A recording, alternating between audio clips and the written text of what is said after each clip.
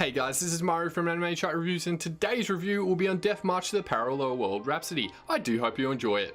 Have you ever wished to be the strongest player when you join an MMORPG so you can get those easy kills and clears? Do you want to be max level with max stats right after entering the game? Or let's just say you're a noob and you can activate God mode whenever you want. So essentially easy mode. Who wouldn't want that? In this review for Death March, all those questions will be answered and much more if you watch the rest of the video. I do hope you enjoy. If you don't like what I have to say during the review, please leave a comment below and I'll happily discuss it. And of course, if you appreciate what I have to say, please leave a like, and how about subscribing? It's free. So come on, what do you have to lose? Set in the real and present world at first, Ichirou Suzuki, a 29-year-old programmer, finds himself transported into an MMORPG world after waking up from a nap. Within the game, he's a teenager and his character name is Sato. Upon entering this world at the beginning, he thinks he's dreaming, although through his experiences and the wound he receives and the pain he feels, it all seems very real. However, due to a powerful ability he owned with limited use, he ends up wiping out an army of lizard men and becomes a high-leveled player. After watching the first few episodes, Death March had that feeling like it was the second part of SAO for some weird reason, when Kirito firstly logged into Altheim Online, ALO, to save Asuna. This is where he tries to learn everything about his new environment, discovering new skills, a new map, learning things and what he can do in this new world, meeting new friends and visiting new sites. Pretty similar. Apart from that, the main character shows off a mysterious feeling to the viewers of what he's planning to do, which makes it interesting. While the entire plot is not entirely new because we've seen so many stories like this, the concept is totally different in the beginning. In the first few episodes, you form a certain curiosity for Ichirou Suzuki's character. This makes it interesting because we've already seen both and they have a different story but the same idea / concept.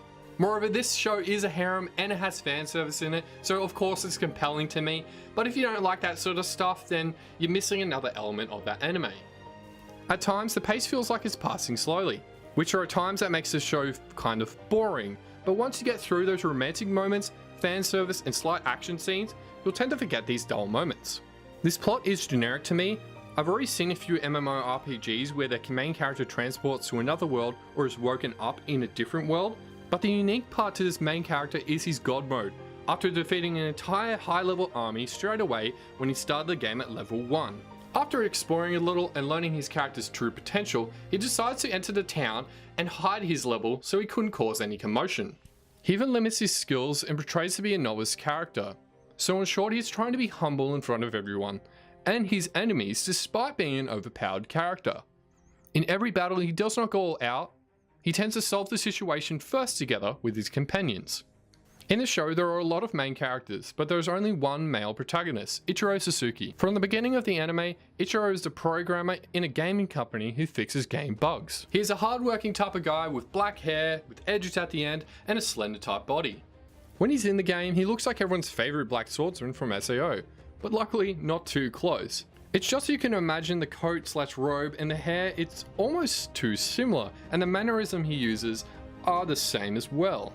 The other main characters are all female, namely Xena, a 17-year-old who becomes Sato's first friend in the RPG world. She's a very pleasing, friendly personality, beautiful like other heroines out there. She talks softly and has pale light green hair. Then we have Tama, a 10-year-old child cat demi-human slave, Pochi, a 10-year-old child dog demi-human slave, and an 18-year-old lizard king demon human slave who has combat skills, Lisa. These three characters were rescued by Ichirou Suzuki, or Sato, and have been travelling with him since then. We also have Irisa, an 11-year-old fallen princess who was turned into a slave after being overthrown.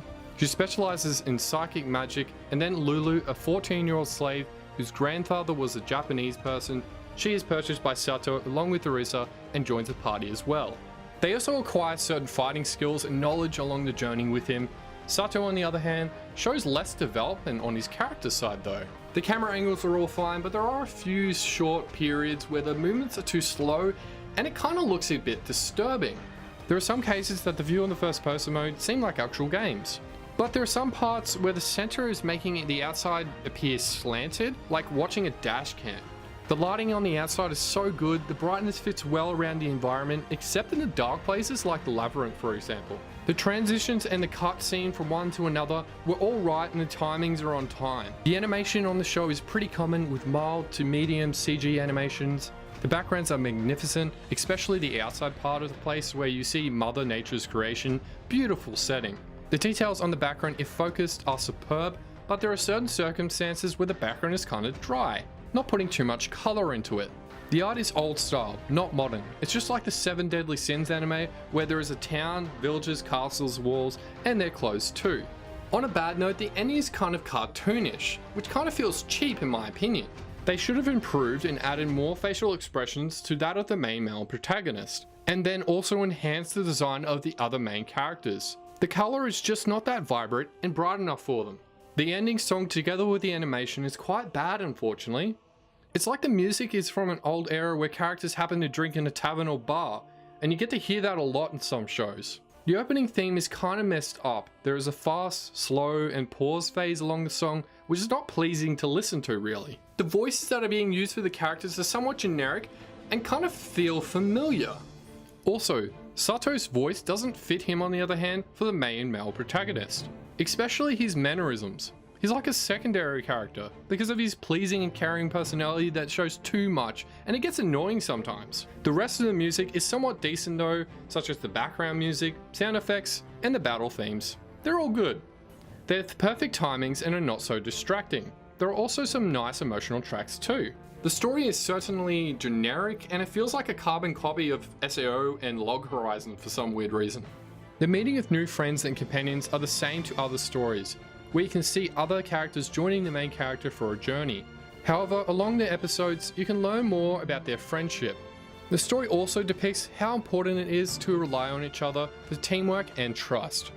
I could say that the main female characters show a lot of development on their own roles compared to the main male protagonist. You can tell and see how they have improved, but that is all thanks to Ichiro Suzuki's proper guidance. As for Ichiro, on the other hand, he himself doesn't seem to develop his personality, from being boring and sometimes annoying. That's what's missing on him. He does not capture the audience's wow factor, despite being the OP character in the game. The animation is not that good, especially the ending part, which is kind of cartoonish in its animation.